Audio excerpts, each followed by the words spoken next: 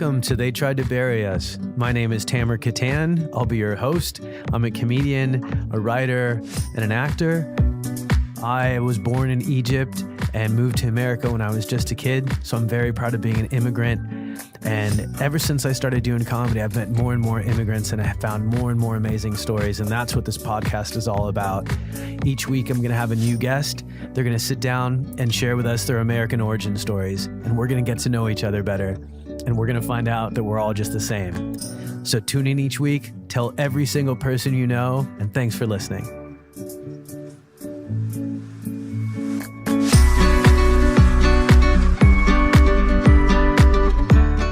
Hi guys, welcome back to another episode of They Tried to Bury Us. I'm Tamer Kattan, and with me as always is my co-host. Kity Kattan. You're good at this, Mom. Yeah, my name. I'm so proud of it. Hey, are you excited to come with me to Boston this week? Yeah, I just told Paul I'm so excited, but maybe tomorrow. Paul, do you like how she struggles with the P in your name? I told Paul. It's a difficult letter in the Arabic language to get the P up. P Paul. is hard to say. That's right. That's right. Even in Egypt, we pronounce our P's like B's. So in Egypt, instead of saying son of a bitch, they'll say son of a puppy, but they go, hey, that guy's a son of a buppy. Oh my And I'm God. like, what's a buppy? What's a puppy? So Yeah. I'm proud of you for being able to pronounce your P's. Puppy. Nice job, Mom. Yeah, so I'm really excited. We're going to be in the Women in Comedy Festival that HBO puts on in Boston. Yeah. And even though I'm a man, so I feel good being an ally to the ladies. And then also we're going to record our podcast live there That's nice. at the Comedy Studio, which is a really great comedy club in Cambridge where Harvard is. See Wow. that? Your son is doing something close to Harvard. I'm so proud It's the of best you. you're going to get, Mom. So proud. I don't care. I love you. I'm so proud I'm proud of you. you too. You look like a tennis player today. Oh, really? I Yeah. work in golf. So, Yeah, that doesn't make sense. tennis and golf. I'm like, you look like a tennis player. You're like, well, I work at a golf course. Well, tennis and golf, it's a cousin, okay? Okay, I like that. I like that. Okay, well, listen, I am so excited to bring our guest on. I've met her through one of your favorite people, through Jerry Katzman. Oh, I love this man. She loves Jerry. Oh, Everybody he's the loves king. I love him. Wow. Yeah, he's the king. Yeah. Yeah, I guess I'm a stepchild now. Yeah. I didn't know it was that big. No, but he's your brother. he is. No, he's one of my favorite people. And if anybody out there is ever looking for comedy instruction or a comedy mentor, he's the guy. Look up standupcomedyclass.com. Shout out to Jerry Katzman for teaching me everything I know. And also just being a good person. Good-hearted Yeah. man, honest, decent. Oh my God, I love him. Oh my God. Okay. If you were younger, I'd be like telling Jerry, hey, I know this Egyptian chick that likes you. No, he's like my son. I think he's also from Boston.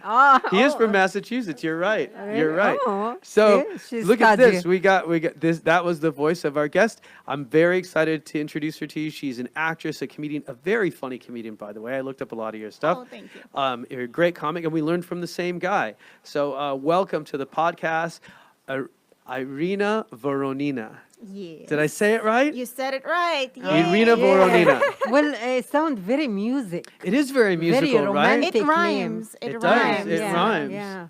Like- Very romantic name. Thank you so And much. she look beautiful. It fits you well. Thank Yeah. Your you. name fits you. Yeah. Yeah. You know, that's I good. got this name from my mom's third husband. Are you serious? Yes. That's yes. great. I love it. Because I decided that, once I start traveling out of the country, I should probably get my mother's name so it's easier for us to reunite. Uh-huh. I mean, poor guy. That guy has no idea.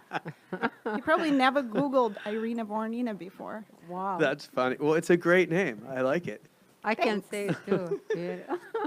And so it's funny. We met through Jerry Katzman. I think it was your showcase. You had your comedy Yes, showcase that yes. I went to, and you were great. Thank you. And it was really funny because I'm like, wow. Well, let's talk. Let's do it in order, and then I'm gonna talk to you about comedy when we get to present day because I have some comedy questions for you too. But first of all, why don't you tell everybody your American origin story? How did you get here? Where did you come from? And what was it that inspired you to come?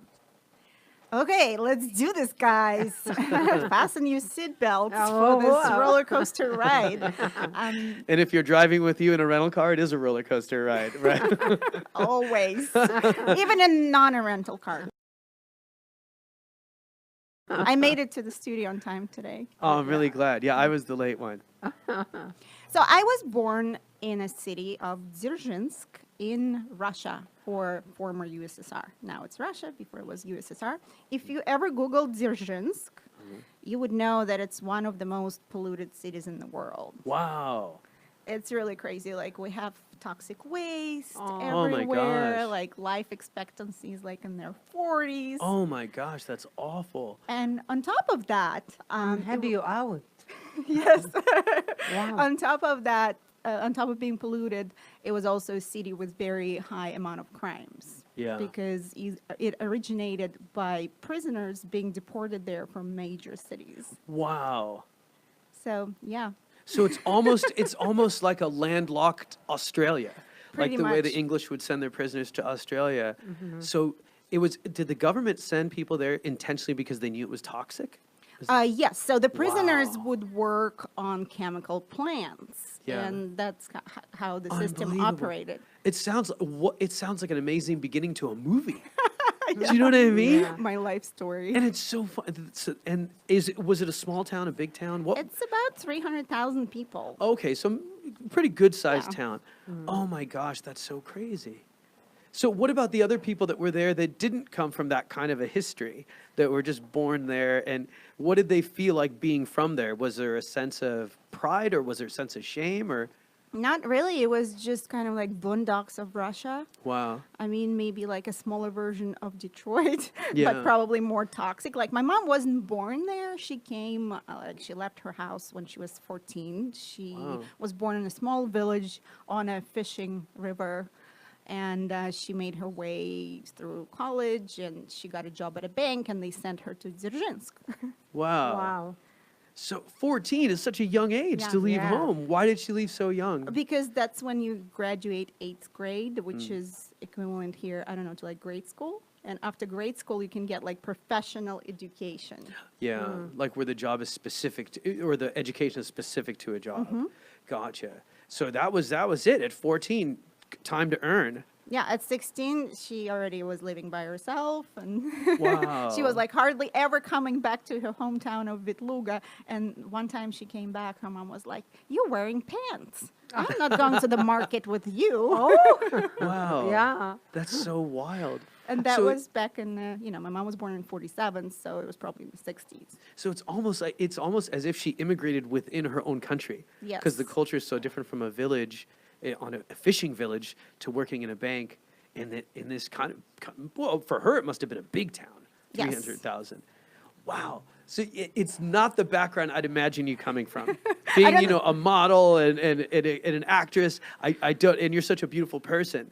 I don't imagine you just going, oh, I came from the most polluted town Yes. in Russia. Wow. No, life expectancy in my hometown is terrible. It's like 45 for men and 42 for women. Crazy. Retirement age used to be 45. Like, if you Wow. worked for 10 years at a chemical plant, you can legally retire at 45, which is crazy. Like, Wow. I'm 41 right now, like, I can't imagine, Yeah. like, retiring. It's so nuts. different, like They have short life. well, yeah, I mean, Yeah.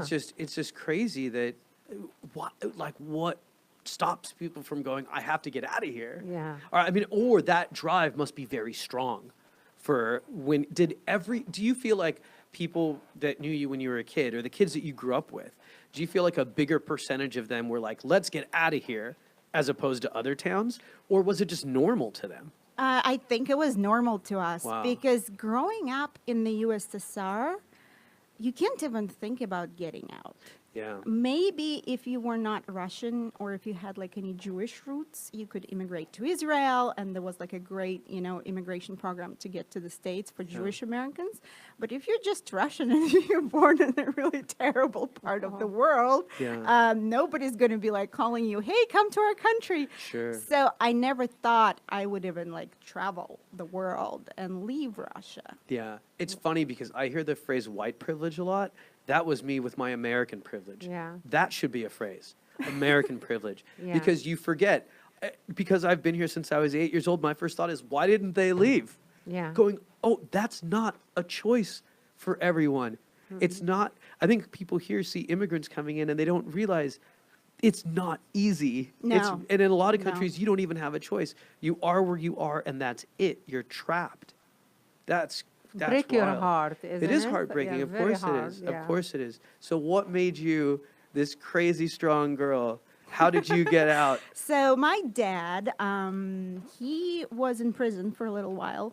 Wow. And when he got free, he had to work at a chemical plant. He couldn't get another job. But while he was in jail, he learned a bunch of languages. And he was a translator for pharmaceutical companies. He would translate to like English, French, German, Hungarian, Polish. Like he was self-taught. Good for him, yeah. Wow. He was getting paid lots of money for it. So that's how they met. Well, yes, in prison, yes. But since I was little, my dad wanted me to learn languages. So Yeah. he was teaching me English. And I was accepted in one of the best schools in Russia that taught you English from the second grade. Wow. But still, like, I never thought I would be traveling or meeting anyone. So when I went to college, I was a top student in English. And I was invited out once by friends, and they're like, yeah, we have people from like Germany or Switzerland visiting. You speak English, can you come with us? Yeah. So I met a guy who I was romantically involved with, and who said, why don't you come to visit me in Switzerland? And I was 19 at the time.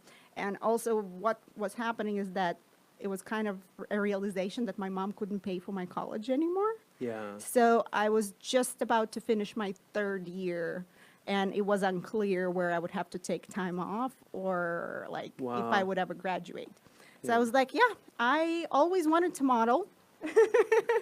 Why don't I go to Europe to check it out and to see if I can work there and just take this opportunity? Yeah. And I did. Wow. How old are you? I was 19. Good decision. Wow. Well, not just a good decision, but also what an emotional roller coaster. Yes. What an emotional roller coaster. Here you are working your ass off in school. It's your third year in, and then all of a sudden you realize you might not be able to finish because of the finances. Yeah. And then here comes this guy saying, come visit me in Switzerland, which your impression of Switzerland must have been like, I mean, I know me, my impression of Switzerland is always this beautiful place that's full of opportunity and just beautiful mountains and countryside and riches. So what was your impression? Similar? I had no impression. I was just, I think I had blinders on at the time. Yeah. I was like, it's an opportunity. I'm going to go for it. But here's what happened when I got to Switzerland. It turns out that my boyfriend has a wife. Oh my Oh God. my God. This is so awesome. Oh my God. And she's about to have a baby. Oh my What God. a liar. And I'm like, well, practically I'm a homewrecker, but guess what? If not me, there would be somebody else. Yeah, you didn't Yeah. you didn't know? It's not your fault. But at the same time, I'm like, I'm not going back. Yeah, of I'm course going not. to see modeling agencies and take pictures and figure out how I can make my own money, Yeah. whether or not I will end up with this man. Yeah. So he helped me to get my first modeling pictures, and we Wow. sent them to Milan. And one of the agencies called me, and they said, when are you coming down? So we drove to Milan, and I stayed there, I think, for 6 months. And I had full portfolio. I was working model. That's I amazing. I started taking jobs. I think had to go to like Malta and Mallorca and Oh, like Israel. beautiful. I Yeah. booked TV commercials, and I was kind of ready just to stay there. Sure. I was perfectly independent. Yeah. Oh, strong. And then when you're getting modeling jobs, that solves the visa thing. If they take or no. Well, technically, I was in Milan illegally. Oh, gotcha. Okay. I was not supposed to work there. Yeah. And they're very strict about it in France. Oh. Yeah. But they're not as strict about it in Italy. It's more Yeah. like agency takes 70% of your money and they bribe whoever Oh, Yeah. needs to be bribed. Yeah. Yeah. I've had friends who've gone through similar things. Even me, I was in Sweden illegally and worked illegally. It's a scary thing sometimes because you don't know. But Like what- when you're young, you're willing to take that chance. Sure, Yeah, exactly. It was a aggressive. great life experience. Yeah, It was yeah, a phenomenal yeah, life yeah. experience. So you must have been like, what a dramatic change. I mean, even if they're taking 70% of your salary, you're earning money. Yeah. Earning money doing something that you love. And are you experiencing more freedom than you've ever had even? Yes. Oh, yeah. Of course. And I'm loving every minute of it. Sure. Yes. So I was able to tell my mom not to go to work anymore. Wow. and stay home. So cool. Because at the age of, like the retirement age in Russia back then was 55 for women.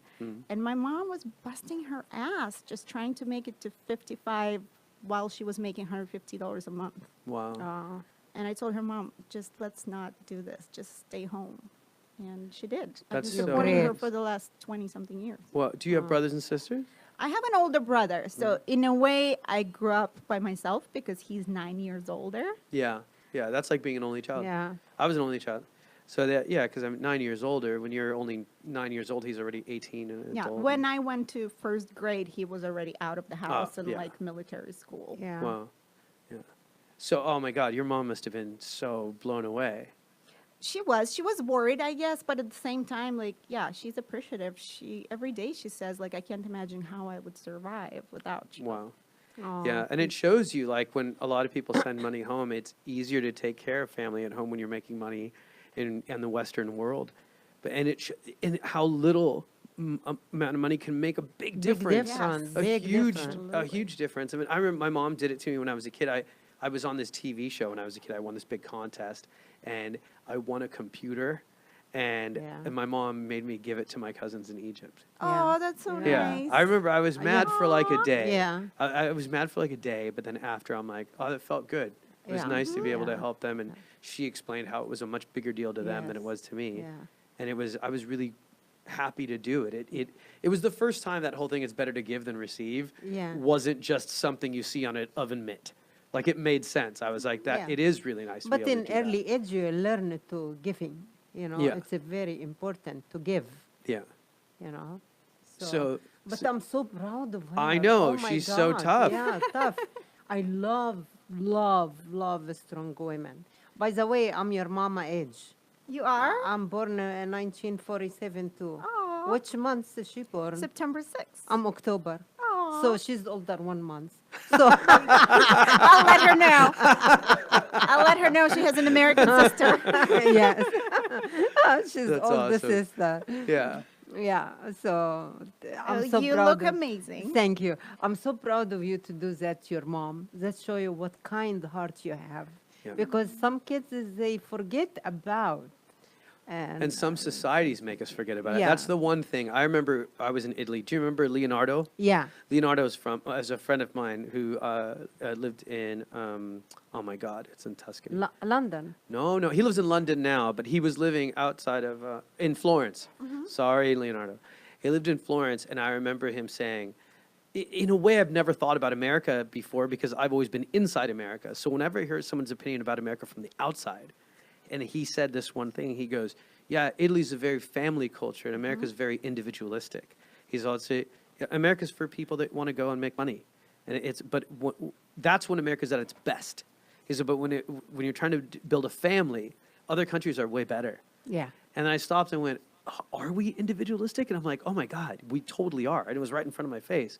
We are. And I think sometimes even my friends in America, when they heard that I helped my cousins out in any way, or I'm sure sometimes when they hear if you help your parents out, they're like, why would you do that? Not all, I'm not making a sweeping generalization, but I'm saying I have had those things happen where people who grew up here were like, why would you do that?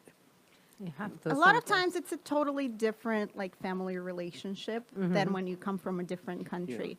Because in Russia, everybody's very close. We live with their parents. Nobody can afford to get their Yeah, own place. because you have to. Yeah. Yeah. So you bring a husband home and like your children grow up with grandparents in the same house Totally. under the same roof. Yeah, I agree. I think it's the, I'm not saying that one person is better than another person. I'm saying it's the effect of our societies. Because of democracy and capitalism and the competitive nature of America, it's our country tells us to be individualistic. We don't take care of older people here the way we should. Yeah. And it's not because of who we are as Americans, it's because of what our society has become because of the corporations. We let people that want to make money from us speak too loudly, and it defines even the way we treat older people, and it shouldn't. Listen, I'm going to say this fast. 3 days ago, I dropped a dozen of golf balls in my face. What? Yeah. Oh. And I was bleeding. Oh no. And Why I didn't you don't- tell me these things? It's okay, hold on. It's nothing because with the blue and red, and I went the break room, I was bleeding. Somehow it's still tiny, but I was bleeding.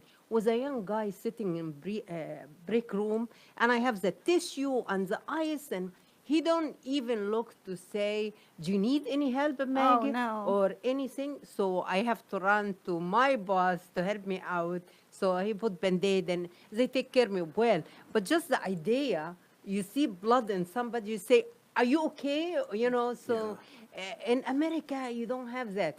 If I'm in Egypt, whole country will be around me. Yeah. Well, I don't know. You know, I don't. Here's what I think. Yeah. I don't think Americans are all like that. No, no. But I think there are more people that are like that in America. But life, busy life, Yeah. also take I- you away from 100%. emotion. Yeah. You know, And the guys too. I'll emotion. tell you Yeah. something. I'll be honest. Men are weaker than women when it comes Some people- emotionally. yeah, maybe- Like we're told all our lives, boys don't cry. America Yeah. told me that too. Boys don't cry. That's not what a man Right. does. Don't cry. Don't cry. Don't cry. Yeah. So women grow up with impossible physical standards. Men grow up with impossible emotional standards. Uh-huh. And when sad things happen in front of you, sometimes we don't know how to handle Yeah, it. yeah. And it could be that too. You Right, know. yeah. But and can you please tell me when these things Right? happen? No, no. Gosh. I'm strong enough. I'm sitting next to I know you're women strong. You here. could let me know. What you gonna do? You run, come to me? You Yes. no. Yeah, thank you. No, 45 minutes, you run fast because emotion, no. Just- if I need you, I let you this- know. yeah. Okay, keep Sounds going. familiar. Yeah, I can tell. Sounds like my mom's Yeah. talking. Keep going. I Okay. love your story. This is such a great story. So now it seems like we're at a great point in this story. Everything's going great in Milan. Beautiful city, a little small, but beautiful city. So now why leave? Why go to, what made you come to America? I started accepting direct bookings in other countries, and Ah. I was traveling a lot of places. So first I came to a photo shoot in Los Angeles in 1999. Awesome. Yeah. And the photographer was asking me, hey, you know, like you seem so comfortable in swimwear. Would you want to ever pose nude? I'm like, nude? I don't know. For who? Yeah. For Playboy magazine. And it pays Oh, wow. $25,000. Oh, Oh, wow. that's big, you know? Yeah. So I was like, sure. So he calls in and makes an appointment with Playboy Studio West. It was in Santa Monica back then. And they actually agreed to see me. Awesome. So I came in, I said hello. They took some Polaroids of me. And And this I is was peak Playboy years too. 1999. So Yeah. it was, Doing it great. was I still, mean, Playboy was huge. Yeah. Huge. it was Yeah. in the golden years, Yeah. for Yeah, sure. yeah. Before the internet kicked in and Yeah. ruined everything and put everyone out Sure. of business. It's still a huge brand though. It's still huge. It is. It is. And I really didn't know much about it. So to me, it was like, wow, $25,000 for like 1-2 days of work? Yeah. Like, hell yeah, Yeah. I'm going to do this. So I was scheduled to be here for another 3 days. And I think in a day, I called them up and I was like, hey, I leave on Friday. Do you have any answers for me? And they were like, well, we loved you. That's great. Can you stay here for another week? I'm like, yes, of course. I'll clear up my schedule. So they're like, okay, great. We're going to pick you up and move you to the Playboy Mansion Wow. for the time being. And you will shoot your official Playmate test. You will meet Hef. And we may shoot centerfold as well this trip. Holy smokes. So basically, That's not normal. No. For the first time for them to be talking about centerfold and meeting Hef? No. Wow, that's amazing. Usually it's a process and it takes, you know, like weeks, months for them to run it by him and Sure. to decide if they want to shoot a certain girl. But I don't know, I guess everybody liked me, even though like I was a total social handicap. Like I was afraid to speak English. I spoke some, but it wasn't American English. Sure, it's different when you get here. Yeah. Yeah, because I've done that before, learned a language outside of a country, and then once you get in, it's And always... also overwhelm the situation. Oh, She will make gosh. 20,000 and Exactly, all like the opportunity Yes. and then the fear and Yeah. the anxiety. Like there's so much at stake. that. Yeah. Oh, wow. So that's what happened, and I found myself at the guest house at the Playboy Mansion, shooting for a week. And by the Wow. end of the trip, I was approved as a Playboy centerfold, except nobody knew when they're going to publish me, because in order to publish me, they had to get my working papers in order. Yeah. I would Ah. have to go back to Italy or Switzerland, go to an American embassy, apply for H-1 work visa, and then come back, and then they could pay me after I got my Social Security Gotcha. number. Wow. Wow. But that took only a year and a half. Oh my Ah, yeah. gosh. Oh my God. Oh my. But she did it. So crazy. Good. So now here, talk about. This almost sounds like I always hear from my Russian friends that like Russian stories are very like heartbreaking. And this sounds like such a Russian story. Like here's, boom, you get this huge opportunity. I mean, the biggest modeling gig you can get, and you can't even just enjoy it. It's like, no, we're gonna make you wait a year and a half. Well, I had to come here during this year and a half, maybe 2 or 3 times. Yeah. And to shoot various vignettes, for my centerfold layout. But Yeah. at the same time, I was still waiting on my work visa. Sure. Like I wasn't getting paid. Like all my expenses were paid, but I wasn't getting paid. Yeah. And they would always put me to the Playboy Mansion because I don't drive. Yeah. I don't attempt to drive. I don't want to drive. I live in Europe. Why do I need to drive? Sure. I mean, you know how people drive in Italy. Yeah. Yes, I do. Sometimes I would take a taxi cab to take me to Century Mall, which Yeah. was close to the Playboy Mansion. And then I would have to get a cab back. And cab drivers would actually refuse to take me to the Playboy Mansion. Oh, because they thought you were a tourist or something? They thought I'm a stalker. Oh my gosh. Oh my God. And I'm like, no, I stayed there. They're like, no, you go away. So I started doing this. I would just get in a taxi cab and I would sort of direct them whether or not they knew where I was going. And I was like, and then there's my gate. Can you tell this rock that this is Irina? That's awesome. So what about back home? Now that they know the news, and how did they feel about it?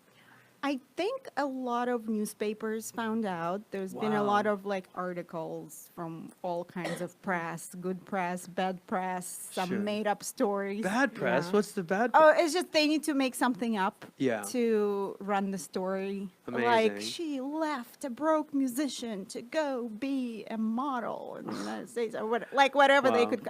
It's very similar. They Sure. need to put salt on Create a paper story, to make yeah. the story, Yeah. And some people sometimes they make it this way out of jealousy, know. Well, of course. But I mean, think about like things that Russia's most famous for. Yeah. One of the things is beautiful women, the beauty of the women there. And here you are from this small town, and a town that's like a toxic waste town. And she can Like, get out. what a sense of pride you must have given a lot of those people to say, like, one of the things Russia's most known for, and one of the women from our town is at the very top of that, is at the pinnacle of that Yeah. with Playboy. Like, Yeah. that's amazing. Yeah. I put Big Dzержinsk jump. on a map. You did. You did. I still can't spell it. I feel like there's a Z and an H and a G. There's 2 Z's. Oh, And definitely an H, yes. I'm playing like Wheel of Fortune trying to guess letters.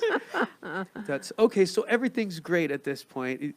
The year and a half you're going through. What happens at the end when you finally get the work visa? So I never planned on moving to the States. I just wanted to work, to take this opportunity, maybe go back and forth. But I was still sort of together with the boyfriend, but our relationship had become very toxic Oh, at wow. the time.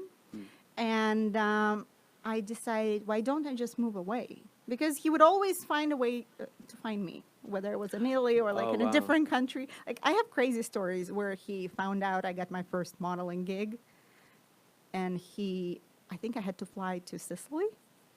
He left his car at the airport parking, flew to Milan, and got on the same plane. No way. Just to Wow. make sure I'm not traveling with another dude.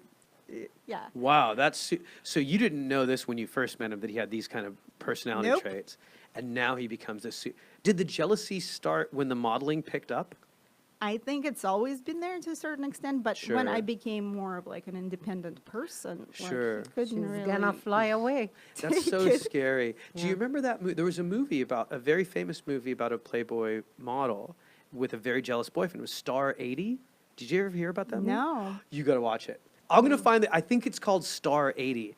And it's so eerily similar, the jealousy of a boyfriend that like starts doing crazy things like that.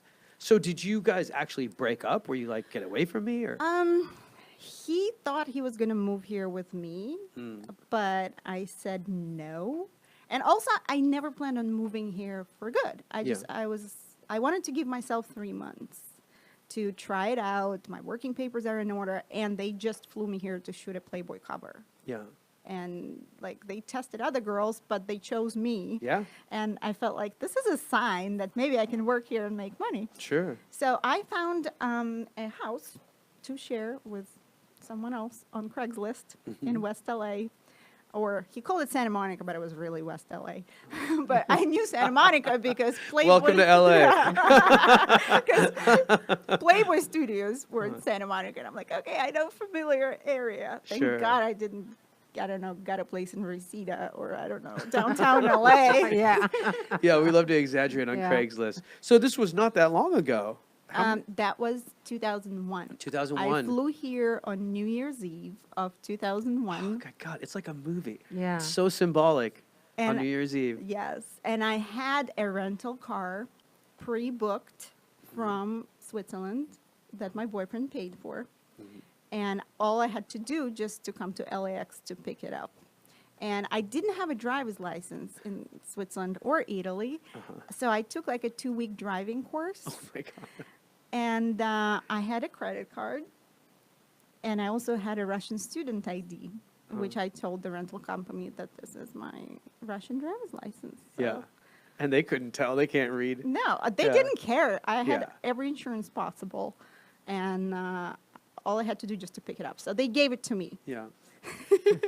I think I was driving a red Ford Escort, which then became a silver Ford Escort, which then became a white Ford Escort. 3 different cars? Yes. So the first car I wrecked because I'm so excited. 3 rental cars. so let's go through this serial murdering of these cars. Yeah. So what the first one, what did you do? the first one had to go to a casting. So I was wearing very pointy boots. When the boot is pointy, Yeah, Kitty you would can't- know, yeah. like, you can't really hit the brake or gas, a good or point, it can yeah. slip. So I ran a stop sign somewhere in Beverly Hills. Oh my gosh. And T-boned nice people that were doing landscaping. Oh my God. I also don't think they had insurance. Oh, well, you're lucky. That's the best person to hit. But my car was undrivable. Oh, And it was wow. sitting in the middle of the intersection. And I'm crying. And I'm calling the rental car company. And they're like, we can't send you a tow truck driver without a police report. And I'm like, police report? Oh, wow, I'm like yeah. thinking if I know that I don't have a driver's license, they're going to put me to jail. They're going to deport me. I'm running all these horror stories Yeah. in my course, head. sure. And I And call, you're alone for the most, you know? Yeah. You don't, Oh, it's so scary. sorry, Yeah. And I call Beverly Hills Police Department, and they're like, honey, are you hurt? I'm like, no, but my car is undrivable.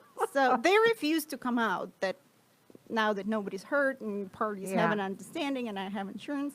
Yeah. So finally, I talk the rental company into sending me a tow truck driver. So, but he was, I don't know, an hour away, and I had to go to a casting.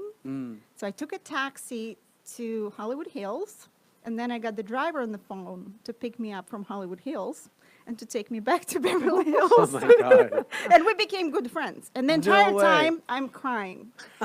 I'm like, I don't know what I'm going to do without a car. You made friends with the tow truck Yes. driver and you guys became like buddies? Yeah. And he's like, don't worry about it. He's like, you have insurance, right? I'm like, yeah. Well, they're just going to give you a new one. I'm like, are you serious? They're going to give me a new car? This is America. Yeah. This is what I'm talking about. Oh my God, it's so great to be a Playboy model. But at I've least never they made give her friends with a good tow truck. He gave, of information. course, he gave her great information. You know what tow truck drivers give me? They tell me to shut up. Yeah, they don't care what happens to me. Yeah. He That's gave so me funny. his card, and he said, if you ever have a problem with anything, call me. Oh. That's nice. Well, first I said, I'm not going into the office without you. You have to please come with me, please. Yeah, because now you're friends. Yeah. So Yeah. he did everything, helped me get a Aw. new car. That's really Um, nice. I drove back home. My roommate was laughing his ass off. He's like, what happened to the red Ford? So they gave you another car on the spot. Yeah. because it was prepaid for 3 months. Yeah. Oh, They didn't Oh, that's great. So hopefully their insurance will cover it, whatever. So now you're coming home to your roommate. You're in a completely different car. Did he know about the accident? I think I okay. explained in it the was a morning. silver one, So you know. come back in a same car, different color. But that happened a few more times. A few more times. A few more times. Until also my roommate started catching on to the fact that I'm a Playboy model Uh-huh. and that bags of fan mail arrived to his door because I wasn't Oh my really God, that's so advertising funny. it. But Yeah. all of a sudden, like all his friends show up and hang out and want to meet me. And I felt a little bit like a trophy, even though I'm like, Playboy, who cares? Like, Yeah. No, But- Playboy's a big deal, especially in 1999. Yeah. Like it was still Yeah. peak Playboy years. That's awesome. Yeah. So I was ready to get my own place Mm. after the 3 months were up. And I was looking for apartments, and I got an apartment in West Hollywood. Cool. And there was a parking spot that came with an apartment. And when I went to this parking spot to pull in, it was taken by another car. Uh-oh. And I was not a good driver. Oh no. So there was no way I was going to do like an 18-point turn to take a place by the wall and back into it. Yeah. So I started leaving notes on this person's car, like, hey, this is my spot. I just moved in. I live there. Please move. No response. Day Wow. after day, day after day. So I call my friend tow truck driver. You're so good. Oh, that's great. Yeah. He came into an apartment building and he told that sucker. Good for you. The next day, the apartment building manager, who obviously has cameras, calls me and he's like, Irina, what happened to the car that was parking in the spot? And I'm like, well, I told you that this was my spot and I can't park by the wall and I wrecked my car. Yeah. So obviously the person who got towed wasn't very happy. And Sure. she's like, look, it's against the law to tow someone, on private property if it's not your property kind of thing. But I'm like, I didn't know. Yeah, it is your Yeah. spot. Your spot. You're paying. What- I mean, you're part of your rent pays for that. You know, Yeah. that's kind of like stealing if someone's parking in your spot. Yeah. Yeah. So my friendship paid off with the tow That's truck driver. hilarious. I'm like, Yeah. I wonder if what he's doing now, if he's listening, like he should just like find me on Facebook and said hi. Because he Oh, probably remember me. I'm That's sure he's great. a very kind man to take care of yourself. Yeah, that's really. It's Very- sweet. yeah, It's sweet. and it's a sweet story about someone you wouldn't expect. Yeah, To be yeah. sweet. A But tow you truck driver. I'm find like, sweet people. it's true. You find lots of sweet It's like people a on your story way. about a parking meter person that's a hero. They're like, I don't want to like this guy, but I like him. He did a good thing. Oh, yeah, Yeah. yeah. So it sounds like everything's pretty good, a little wild and tumultuous, but based on all the stuff you went through and that you're going through now, what do you think was the toughest time for you? Ah. I mean, That's a being good here alone, question. being here alone must have been. Yeah. I never felt alone because I feel like, unlike in Europe, foreigners are still much more welcome to the United States. Yeah. Yes. Yeah. I mean, of course, if you're blonde and pretty, it And a doesn't Playboy hurt. model. Yeah, yeah. But at the same time, I always felt, even in Italy and Switzerland, like I would always be a Russian. Like I could Yeah. have 25 children by, Swiss man, but I would still be labeled as a So Russian. true. I would never become a part of a community Yeah. and like to a point where, I would be treated equally. Yeah, Yeah. I can so relate to that because I feel like in America, like if I don't tell people I'm a Middle Eastern person, even if I hang out with somebody from the South, we can hang out and have a conversation. They treat me like another American until they find out I'm Egyptian. No. But for the most part, no, everybody just looks at me and thinks I'm an American. Even Egyptians look at me and go, "That guy's American." But when I went to college in Sweden, and I learned Swedish, my Swedish was so good. Some Swedes would look at me and be like, "Oh, you're from Gothenburg. You have a Göteborgska dialect," they say, a Gothenburg accent. But I didn't. I mean, but there was no way I'd ever fit in. I always felt, they would always joke with me and call me a Schwarzskalle, which means blackhead. And it's like a slur for immigrant. Yeah. And it was like, and I loved Swedish culture, and I always went there for the big holidays, for midsummer, and hang out with people's families. But it was weird to feel like a black sheep a little bit sitting outside. And it does feel, America does, for all the problems that we have with racism and all that stuff, you can still very much feel Welcome. America embrace Yes, you and America yes, make you feel welcome. yeah. Yeah, Yeah, lots of good people in America, lots of good people. for sure. But lately, maybe you see the difference. Yeah, you see But the bad people, before- there's a magnifying yeah, glass on them, for Lots sure. of people help you a lot. Yeah. And now sometimes people, you see your accent, shit, who cares? Yeah. You know? Oh, Yeah. yeah, I have a really great story about somebody really helping me out when I just moved here. So I booked a TV commercial. My very first one was a national. I didn't know how important Wait, it was. weren't you a St. Pauli girl too? Oh, that too. That was in 2008. Oh, that too. much No later. big deal. St. Pauli girl is like one of the biggest, like, iconic Yeah. beer girls of anywhere. That's awesome. So that was still in 2001, Okay. and I was giving map of a production shooting that was shooting in Santa Clarita, and somehow I ended up in Santa Barbara. Mm-hmm. And the director of photography from the commercial, he was literally on the phone with me the entire time. to Oh, you make got sure- lost? I got lost Oh, okay. I hope you was Because- driving. because the map that they gave me was starting at 405, and I asked my roommate how to get to 405, and it was something like, it didn't make any sense. I ended up on 101. And this is like pre-GPS. Yes. Yeah. Oh, yeah. I Pre remember this. GPS, pre Google Maps, so they would like send you a map, Yeah. a production map. Yeah, I think I was still up there waiting for 405. I was on 101 waiting to turn on a 405 near Yeah. Santa Barbara. Yeah. So That didn't happen. So you passed at it. 5 in the morning. So you're And- like an hour past almost, right? Like about an hour Yeah, away. so I'm at my call time in Santa Barbara, but not in Santa Clarita. And I'm about Okay. to hit an insane amount of traffic. Oh, no. And the director of photography is with me on the phone the entire time, trying to direct me to make sure I get to the set. And Yeah. it was fine. I got there at 6:30, just not at 5:30. Sure. And we became friends. And this man, his name is Bill Bennett. He is an American Society of Cinematographers member, and he mentors a lot of young people. Throughout his career, he did. Oh, that's awesome. So then he was asking me, "You're renting this car? This is so expensive. Like, you're going to spend all your money. Like, what are you going to do when the car has to go back?" And I'm like, "I don't know. I guess I'm going to have to buy a car." So he's like, "They're going to rip you off. We're going to go buy a car together." Yeah. So he took me shopping That's so nice. to So like a nice. used car dealership. And we were there figuring out my credit and my payments for about 4.5 hours. Because nowhere was I found in the credit system. Oh, that's right. I got my Yeah. social security number in November. In April, I still didn't exist technically. Wow. So after they ran the numbers, he was like, "There's no way." He's like, "This is crazy. This is stupid. She's going to be paying $700 a month for like a $10,000 car." He bought this car for me. What? Yes. Wow, that's amazing.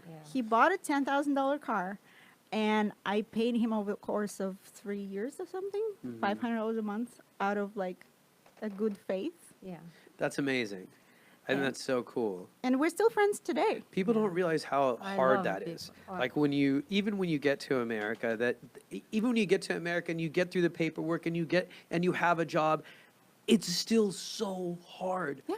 To Now you get don't an have any apartment. credit history. You don't have an apartment. People have to take a chance on you, and people have to look at you and be like, "Hey, that's another and see themselves in your eyes and be like, here's a person that's trying really hard, that's working really hard. I trust their energy, and I want to help." That's so nice. I love people like that. Yeah.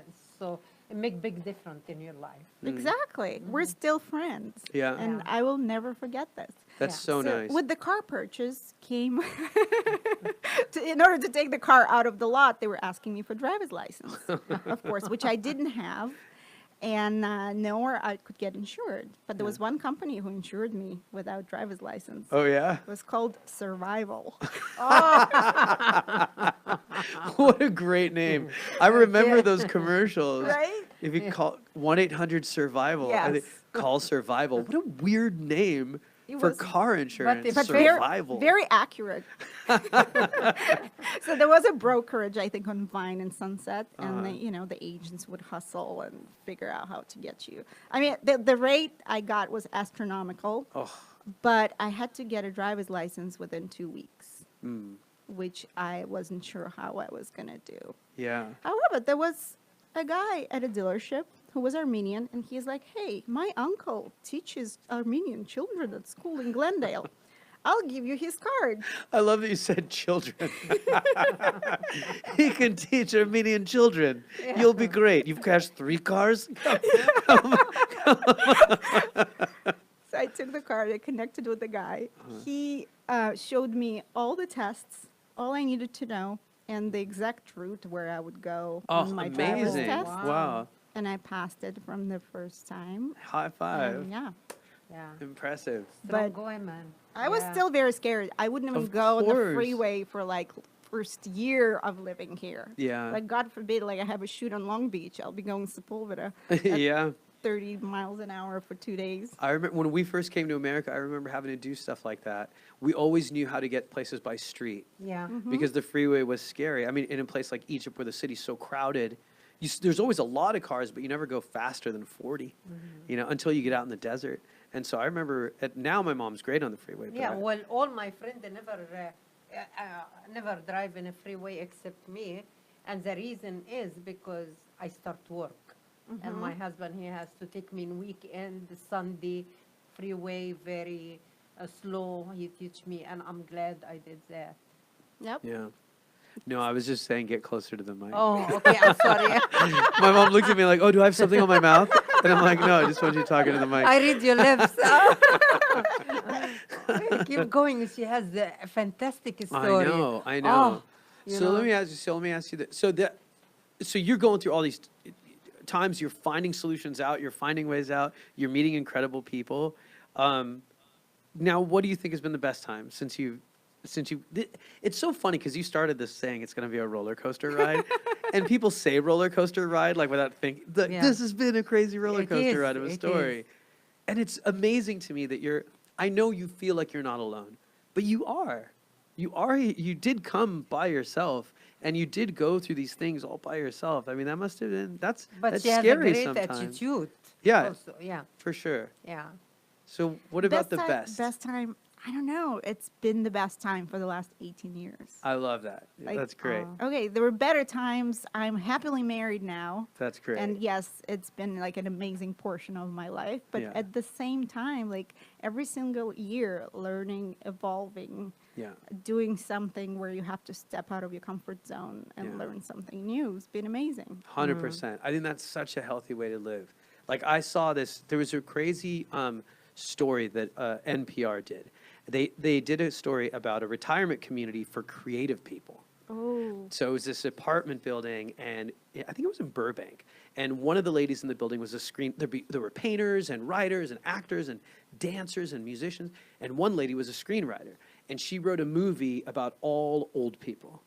And every actor in the movie was old people. And the I love director it. was old, and she was old. And it was the first time anyone had ever done it. And she submitted to Sundance, and Sundance accepted it. Whoa. And it was going to be the first time ever that anything was done like this. And they were interviewing the people, and one of the lead actresses, they were in her apartment, and she woke up. She had pages of the script on her wall, like one on her bedroom wall, one in the bathroom, one here, one there. And they asked this lady, they said, "You seem to be really excited about this movie. Like, what does this movie mean to you?" And she goes, before when I'd wake up in the morning, my eyes would just open, and I'd be like, okay, I'm here for another day. And I would just be grateful for the day, but I wasn't excited. She's like, and now I have something to be excited about. She's like, and the thing that's making me feel young is that I'm afraid of looking stupid. And I haven't felt that way since I was young. And she's like, and that's what it means to be young, is to take risks and to risk looking like a fool. And she said, once I had my husband and we got kids, we stopped taking risks. Because that's what you do when you have a family. You don't take risks anymore. She says, but taking risks and potentially looking like a fool is the fountain of youth. It is. That's what we do in stand-up comedy every night. 100%. Every To night. push yourselves, to chase your dreams, to do all that stuff. Like, I think, like, America, to pursue your dream, whether it's your career or a hobby or a passion, like, it's almost your responsibility to do that if you're in America. Yes. Because you can pursue your dream here. And you it's know? really sad to see people who were born and raised here who didn't have to get stupid working papers, marry someone Yeah. to be able to work, travel. They just, You Yeah, know, they don't I'm realize happy it. to be a waiter. Yeah. And it's fine. It's But- fine, but it's such a heartbreak. It's like chasing your dream to America is like a Big Mac at McDonald's, and not doing something to push is like going to McDonald's and saying, "I'll have the salad." Like, it's fine, but it's not what it was made for. Exactly. Like, and I think that's the best thing about becoming friends with immigrants and hearing these stories is the comment that made me most happy from people writing in about this podcast is that it made people from Americans who said, "I'm an American, I'm not an immigrant, but this podcast reminds me to love America more." Yeah. Yes. And I'm like, that's exactly right. And it's inspired me. Like, I'm more motivated than ever sitting down with you and sitting Yeah. down with different guests and hearing how hard they work just to get here. And it reminds me of how lucky I am that I'm here because I had a strong woman in my life, and you being a you're strong woman. strong. You know what I mean? Oh my God, she make my life. I mean, I feel so good next to you, because whatever I've been through when I'm young, nothing compared to you. Not true. I No. disagree. No. I heard. No. I Yeah. listened to the first No. episode of the Oh, podcast. no. I She always think- does this. so She thinks proud her of story is you. no big deal. So proud of you. Yeah, no, Yes. you're a strong You a person. That is strong not person. easy. Yes. Yeah. You can make anything now in your life. Oh. Yeah, You- that's yeah, true. You did something huge. Huge. I'm so proud of you. It is. I think it's one of the Yeah. greatest things to do as a human Yeah. being is to be Yeah, and able you to move see somewhere. somebody come through all tough time like that, and she's still strong 100%. and make it good. This is So why I proud of think, her. and I'll say this thing, I'm going to say this, because I've said this before and I'll say it again. I don't think who's made in America is important. I think who's made of America is America. important. So I don't care if you've had 4 generations of family here, Yeah. but you didn't pursue your dream, or if you just got here and you're chasing your dream. The person who's chasing their dream to me is more American. Yes. I'm sorry. And yes. I feel more American than Russian at this point. Yeah, Of isn't it course, weird how it yes, does that? yeah. Same here. Yeah. Same here. Yeah, America yeah, definitely changes yeah. you. It changes you in a way, and it's because you find like-minded people. I think that's the other reason why I feel American. When in America I fit in, whereas in some other countries I don't, because America also came with a personality, and it's almost like it's like-minded people that are here that are pursuing things. There's nothing wrong with not chasing your dream, but I just feel like that's the essence of America. That's what Yeah. America's Yes, about. Yes. Oh, I have so many success stories of friends and people I met along the way. Yeah. One of my model friends started an amazing swimwear company. Awesome. That's super successful. Another girl in New York. Which company? Voda Swim. VODA? VODA. It's yes. I used to work at Magic, the fashion trade show in Vegas. It stood for Men's Apparel Guild in Yeah. California, but it was so big, they moved it to Vegas. And our last name actually means cotton. So we have Garmentos in our family. I've been in the fashion business for a long time. And I used to have swimwear. I used to merchandise the floor for the swimwear category Oh, wow. at Magic. So the name sounds familiar. And I've been to Magic so many times. It's such a great trade show. Like, I want to go back now as a fan, not as someone who had to live in Vegas for 3 weeks during the show. That was a nightmare. Tough. Yeah, it tough, was yeah. it was hard And work. let me tell you something. Most of the apparel companies are immigrants, are Yeah. first generation people Yes. who That's came true. here with nothing. I have a big success story. I worked for a very successful lingerie and Halloween costume company Oh, wow. here in Cool America. combo. Yeah, called Leg Avenue. What Leg, avenue? Leg Avenue. Leg, like leg? Leg, yeah. Oh, Leg Avenue. I mean, cool. they're huge. They're very successful, but it's a family from Taiwan Wow. that came here with nothing, that used to smuggle their children into the magic show in cardboard boxes because no Wow. children were allowed. Wow. And, That's amazing. They would sell pantyhose, in the corner of a market, and I think her mom would still clean out hotel rooms. Amazing. And when the girl that was born here, the youngest sibling, she asked for a Halloween costume, mom brought her a sheet from a motel she was working in and put holes in there. Yeah. I mean, 20-something years later, that inspired them to start a Halloween costume line. that Amazing. made Yes, millions. So creative, cool. Yeah, creative. Millions. That's so yeah. cool. See, to me, when I hear stories about immigrants, it inspires me the way I feel when I watch the Olympics. And I go, wow, look what humans can do. And it does do that. Like, I remember there was a guy who was a swimming instructor, and he used to say, whenever the Olympics are in town or on TV, so many people come out and learn to swim. So many, and I think it's the same for all sports, because it's really powerful to see human potential. And why would you limit it on just seeing the potential of people from your country? Why wouldn't you want to see all human potential so it could inspire you and you can find your potential? That's the greatest thing about this shared experience. We're all on the same planet, and there's no such thing as countries in any religious text. We're all the same. Absolutely. So, anyways, right. Yeah. that being said, I can't believe it's already almost the end of the show. Yep. So I want to ask you, what do you have anything you want to promote or tell people how they can find you? Because here's Oh the my other thing I'll goodness. tell you. Let me ask you one last question about comedy. Yeah. Because here's what I'll tell you. When I first saw you, I think, and I heard you were a comedian, in LA there's a lot of actors and models that become comics. And I think a lot of comics sometimes go, yeah, they're not going to be as funny. They're just using comedy, blah, Pretty blah, blah. much. And I bet you experienced that. Oh, yeah, and I was absolutely. so nicely surprised. First of all, I knew you weren't going to be like that because I knew that you were a Jerry's kid, and Jerry teaches us Yes. comedy, like the fundamentals of comedy. There's no duds. There's no duds in Jerry's classes. And then I saw your comedy. I was really impressed. Thank you. It Thank was you. really good. I saw your you did a festival recently up in the desert, in the high desert. I did Joshua Tree, Joshua Tree. Palm Springs, Yeah. Orange County. I did 6 festivals last year. That's great. So tell them how they can follow your comedy, because I think your comedy is awesome. Thank you so much. Sure. So I always post all my shows on irinavoronina.net. Most of the shows right now are in Los Angeles area. I'm starting to do features in Palm Springs Right and on. San Diego. Cool. Yes, I'm featuring now.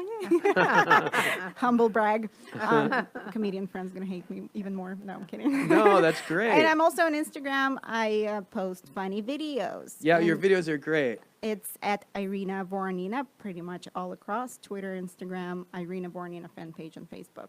Great. And we'll post all that stuff in the video when we release it. And guys, thank you so much for listening. Thanks for supporting the podcast, giving us positive reviews and 5-star reviews. Mom, are you I'm excited for very- Boston? Yes, but right now I'm very proud of her. Oh, thank you. I am Arina, too. Arina, I'm did gonna I say- cry. oh no, that's She's it. awesome. You feel great. It's my favorite part of doing this Arina, podcast. Did I Is like, say your name right, Arina? Yes. Arina. Oh, I love you. I And love be you strong. too. Oh my God. Be strong. she wanted a daughter so Yeah. bad. Yeah. And I tried my kids. best. I love kids. She does. Well, Daughter one or day boy. she'll have a beautiful daughter-in-law. Oh Yeah, my but, God, don't start yeah. trouble. Yeah, I do. I do have one very good. Do you want grandchildren? Well, I don't push, but she's Oh, great. oh my God. Oh my God. She's great. She treat him so well. Oh my God. Yeah. You don't push. Please. Are you kidding me? No, she's great. Okay. Yeah, so I'm so proud of you. Well, I'm glad. Yeah. Thank you so much for being a guest. Thanks so much You're for amazing. having me. And Yeah, you're and so guys, awesome. thanks so much for listening to the podcast.